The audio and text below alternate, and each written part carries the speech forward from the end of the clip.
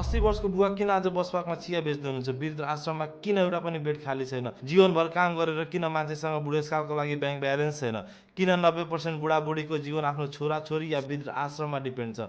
यो कथा सायद तपाईँको आफ्नो बुवा आमा या आफ्नो नजिकको कुनै रिलेटिभको हुनसक्छ। यदि अहिले तपाईँ सही स्टेप लिनु भएन भने 30 वर्षपछि तपाईँको पनि यही कथा हुनसक्छ।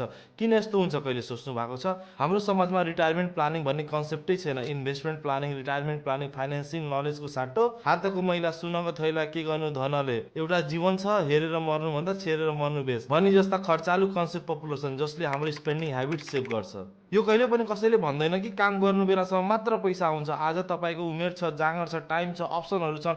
यो नै तपाईँको सबभन्दा ठुलो वरदान हो। अरूको कुरा छोड्नुहोस्, तपाईँ आफ्नो बुवालाई सोध्नुहोस् उहाँको रिटायरमेन्ट प्लान के छ भनेर। उहाँको कुरा सुनेर दुःख त लाग्छ, तर तपाईँको लागि वेकअप कल हुन सक्छ। हामीले देखेका छौँ कति मान्छेहरू 25 को उमेरमै बुढेसकालका लागि सेभिङ र इन्भेस्टमेन्ट गर्छन्, अनि त्यस्ता पनि देखिन्छ जो 60 वर्षको बुढेसकालमा पस्ताउँछन्। तपाईँले आफै डिसाइड गर्नुहोस् तपाईँले कुन क्याटेगोरीमा पढ्नु मन छ। यदि तपाईँलाई बेस्ट रिटर्न दिने एसआइपी या म्युचुअल फन्डको लिस्ट चाहियो भने यो भिडियोलाई लाइक, सेयर र कमेन्टमा एसआइपी लेख्नुहोस्। म आफै तपाईँलाई लिस्टहरू डिएम गर्छु। हस् त, राधे राधे।